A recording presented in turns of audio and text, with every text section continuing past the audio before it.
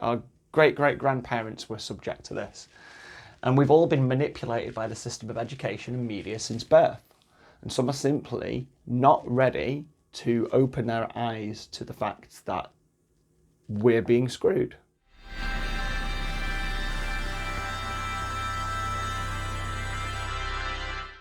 What's up there, guys? Thanks for tuning in. I'm Rick. This is Fanfare for the Conscious. And in the video today, I'm going to be talking a little bit about some common criticisms that I encounter about the whole concept of conspiracies.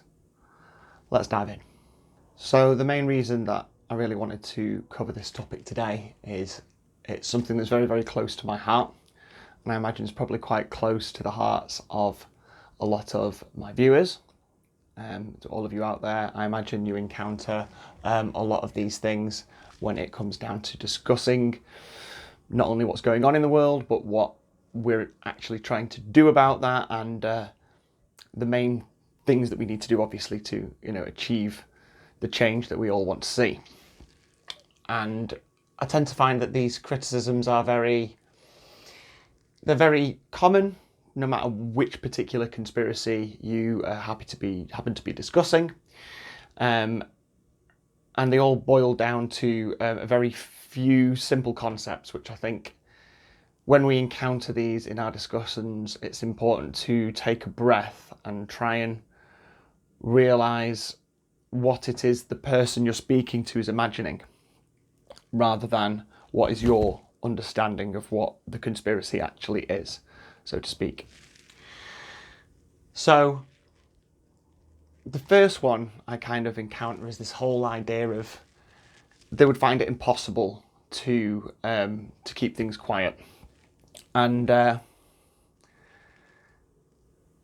it's quite an interesting one, because I think what's happening when people are talking about being amazed at how such a vast conspiracy could be kept quiet, what they're imagining is potentially thousands, tens of thousands, hundreds of thousands of people all being complicit with the plan themselves.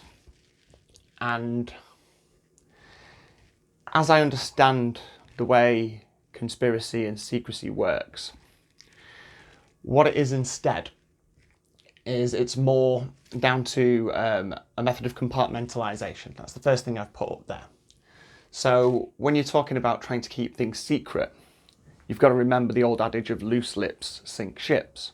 Therefore, you have to operate any secret project on this idea of need to know.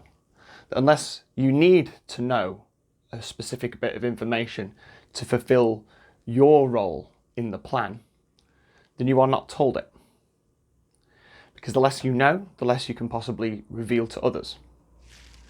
So compartmentalization is the first method that governments and militaries and all sorts of other entities use to keep things secret. You only tell people what it is that they actually need to know in order to do their job. And then this immediately sort of plays into this whole idea of obedience to authority. Now, any student of psychology will be very aware of Milgram's study on obedience. For those of you who aren't aware, there was a psychologist called Stanley Milgram who did an experiment, I think it was in the 1960s, I'm prepared to be corrected, where he was studying what caused people to do horrific acts in wartime. So the catalyst for his study was the Nuremberg trials and the number of soldiers and officers and other members of the German forces who would use the simple excuse of, I was just doing my job and I was just following orders. Now, what he wanted to understand was there something specific about the German people, specific and endemic to the culture, which makes them more likely to commit atrocities under command than your average American. So he devised a study whereby participants were put in a situation where they were asked to administer electric shocks to another participant, or someone they thought was a participant in the study, who actually turned out to be an actor, basically, who was in on the study. And they were told by an experimenter, guy in a lab coat in the study centre, to administer these shocks. And whenever the participant who was administering the shocks to the other person was resistant to it, he would be prompted by the experimenter with lines like, it's imperative that you do this, the experiment requires that you continue, it's absolutely essential that you continue. And they would be labelled, these shock voltages that have to be turned up by the participants, and they'd be labelled with the size of the voltage, and the guy who was supposed to be receiving the shocks would be screaming in pain at points and eventually passing out. And what he found was that the majority of people would continue to amp up that voltage as long as they were told to do so. As long as someone with a lab coat on who appeared to be in a position of authority told them, they would continue to harm another human being, very obviously harm another human being. So what this goes to show is people's tendency to give over their authority to someone else wherever they can. If they're in a situation where they feel like they can delegate the responsibility for their own actions to other people, then they will do that. And they will quite happily, or maybe not happily, a lot of the participants did show an awful lot of distress during this experiment, and it must be pointed out that the participants were fully believed that the shocks were being administered, although none were actually being done, and it was all centered around seeing whether these people were going to do these awful acts. So most people, if they're told by a person in authority that something that they intuitively know is harmful, if they're told by that figure of authority that that's okay to do it, and it's very, very important that they do it, that most people will go along with that. Now, I'm inclined to believe that's more a function of nurture than it is nature. A lot of our childhood is spent teaching us to be obedient to authority without question in a lot of cases. So perhaps that tendency is latent in human beings anyway, but that is there. And most people, particularly if they're given a financial incentive or other reason to look another way, they will just do what they're told without question, even if it is against their intuition and they fundamentally know in their heart that what they're doing is actually causing harm. If they can delegate that authority to someone else and say, I was just doing my job, then they'll do that. And again, talking about things like financial incentives, come on to this idea of coercion. If someone's being paid an awful lot of money to shut up and do what they're told, then they're more likely to just shut up and do what they're told and not ask questions and just carry out the actions that have been dictated to them by the person they perceive to be their superiors. But on a more overt level, you've also got things like bribery and blackmail as well, whereby you might get footage or evidence otherwise of someone in a compromising situation, or you might, literally just, offer to bribe somebody. Not just talking about compensations in terms of salaries for doing your job, but a very literal bribe in order to get people to go along with what's going on. And again, this is combined with this idea of compartmentalization. They don't necessarily need to know why they're being bribed to do what they're doing. That could all occur along with this idea of compartmentalization. None of these things stand on their own. They all come together into a holistic method of keeping information secret and carrying out plans without necessarily the knowledge of the people who are carrying out those exact actions. If you can't silence someone via methods of bribery or blackmail or compensation, then there's defamation, of course. You could, engage in slander or libel in order to destroy their reputation, to potentially stop them from being able to earn a living in the career which they found themselves, and just generally make their lives as difficult as possible. So this is when we're starting to get onto the idea of people who either refuse to go along with what they're being told to do, or otherwise are trying to expose potentially, evil plans and evil plots. You also got manipulation. So when there are these entities that you can't necessarily defame to the point that nobody listens to them, or you can't completely destroy their reputation in general, what you can also do, and again, a lot of these methods, they gel together in a very, very specific way to allow these things to manifest. So you could dilute that person's message. You could get rid, or at least reduce the fundamental points of that message by diluting it and manipulating it so that it's not the whole truth anymore. You could also use threats of force. Again, this is coming to this idea of manipulating people. If you absolutely can't either dilute their message or misdirect them or misinform them to otherwise muddy the waters of the information being presented by, for example, a whistleblower in this instance, and then you can threaten them with violence or actually carry out that violence. There's also the potential, if you're not going to physically try and threaten or murder them, if they're too prominent a figure. For example, I think that certain figures get to the point where there are so many eyes on that person that to try and actually, suicide them or otherwise get rid of them physically would actually make a martyr of them and do more harm than good. So there's potential threats of destitution, destroying their ability to make any money and to succeed in the world. Or there's this idea of imprisonment as well. You could trump up charges or otherwise lock people up for not doing what it is that you want them to do, or for not keeping quiet when you want them to keep quiet. So there's all these different methods that they can use. Compartmentalization, just not telling people what they don't need to know. So you keep the numbers of people who are actually aware of the whole plan very, very small. There's this idea of obedience to authority. So a lot of people, especially if they're given financial incentive, will just go along with stuff. They will just do it for the paycheck.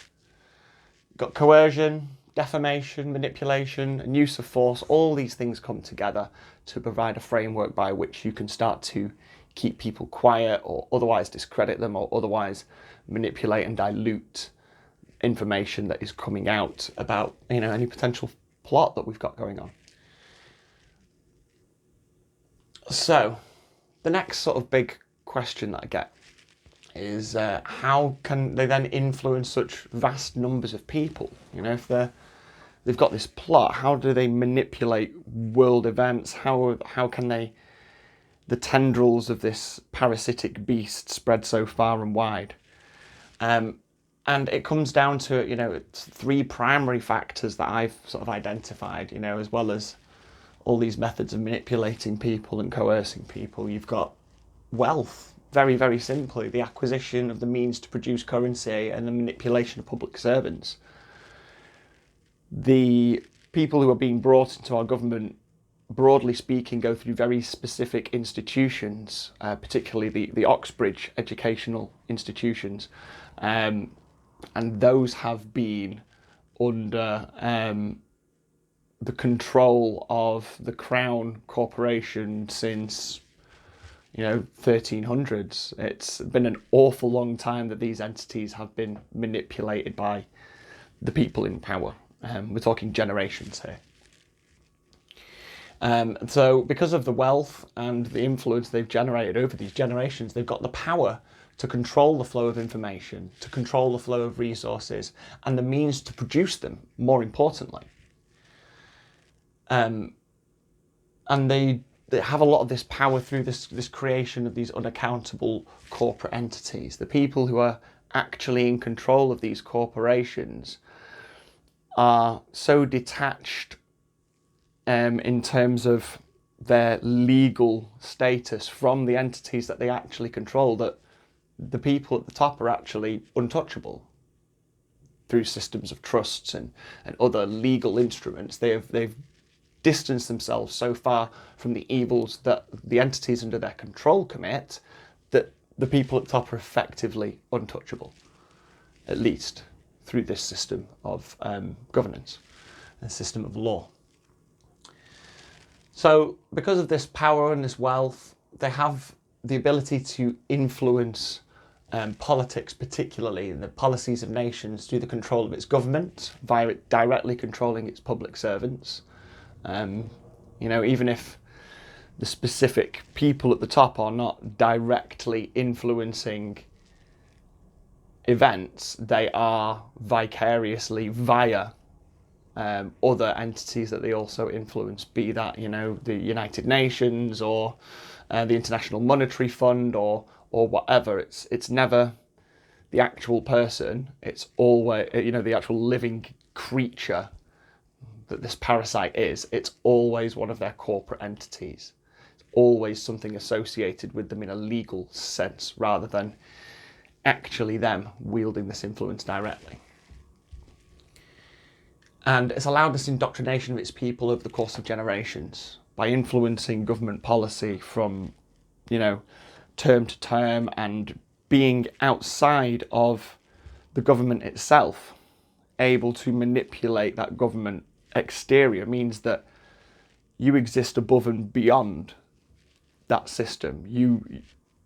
It doesn't matter who's in power, because you can always wield your power over that particular political party or that particular prime minister or that particular king, queen, president, whatever.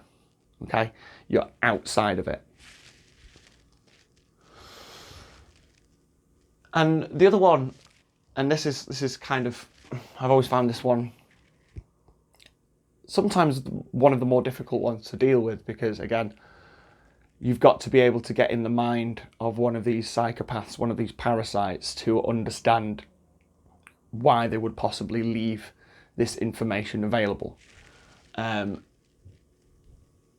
the biggest one that I really think is a factor here is this idea of morality. And I think everybody has an idea of morality. The evilest people in the world have an idea of morality.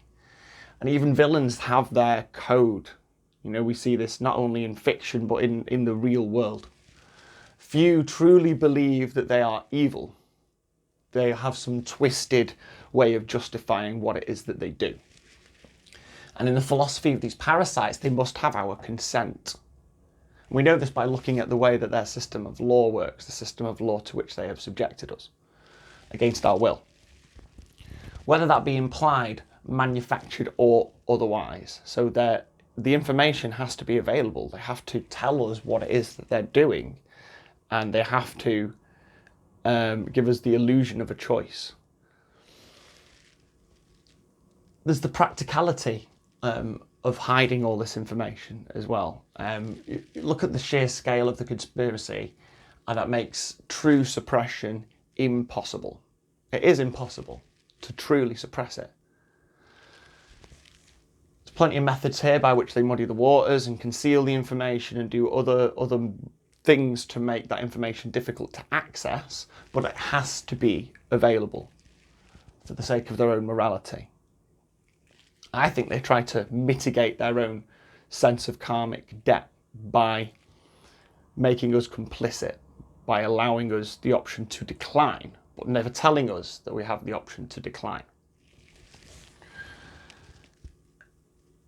So instead, the available information is distorted and scattered in order to make discernment as difficult as possible. The final thing is the necessity of it. In many cases, the information is actually codified in such a way as to conceal the truth of it behind very specific language, very much in the way that the alchemists of old wrote their sacred science of consciousness in the terms of chemistry to distract people from the truth of their message, which is the great psychology of the way consciousness works. They manipulated that information and they cast it in such a manner that only with a very specific understanding, only if you know that it's codified, can you actually then see through to the truth of the information. And there's a very, very similar thing going on with the information that's available. It is either muddied and manipulated and distorted, or otherwise codified to make the truth of the information that is there, harder to discern. Now, before I do come on to the final criticism that people are likely to encounter when they're discussing this idea of conspiracy, I do want to give you guys the opportunity to comment down in the comments section below. Please let me know if there's any other really common criticisms that you guys encounter when you're talking about the idea of this grand conspiracy and trying to get people to realise that everything that's going on in the world right now has been very meticulously planned and laid out for potentially generations. So yeah, please let me know. I would love to do a sequel to this if we get enough comments, enough people interested in talking about what criticisms they encounter and talking about ways of maybe trying to reason around it. So yeah, please hit the comments down below, and if this is your first video and you did like it, don't forget to subscribe, hit the thumbs up and the notification bell when it's set to all. Make sure you're always kept up to date with all of my content when it goes live. But finally, I'm just going to talk here about personal incredulity, and this is the big bugbear of any criticism, and this is one that unfortunately you're going to find it very, very difficult to get around, because it's also known as the Hecklers Rebuttal, and it consists purely of the personal disbelief of the person you're talking to. They simply can't imagine, cannot conceive that what you're telling them is true. There's something in their brain that just won't let them do it. And this is unfortunately very, very effective despite its simplicity, and that's because it's a form of ego defense. People don't want to admit that they have been fooled so completely by something. I think it was Mark Twain that said, you know, a person can be fooled much more easily than they can realise that they've been fooled. It's easy to fool a man. It's much harder to convince a man that they have been fooled. So it's very, very difficult to circumvent this with reason, because it comes from an emotional place. It's the feeling of, it's not wanting to feel like you have been had, not wanting to admit that you've been tricked, and that is a very, very difficult thing for a lot of people to get across, that a lot of what they think about the universe might need to be rethought. And it's important to remember that these crimes have occurred over a period of generations. Over generations, our great-great-grandparents were subject to this, and we've all been manipulated by the system of education and media since birth. And some are simply not ready to open their eyes to the fact that we're being screwed very deliberately by the powers that be. Thank you very much for watching, if indeed you still are. If you did like the content, don't forget to like and subscribe to the channel. If you do want to join me and become part of the group of people who are now trying to represent our very land and soil of this nation, then head over to lawfulbank.com. Links in the description below.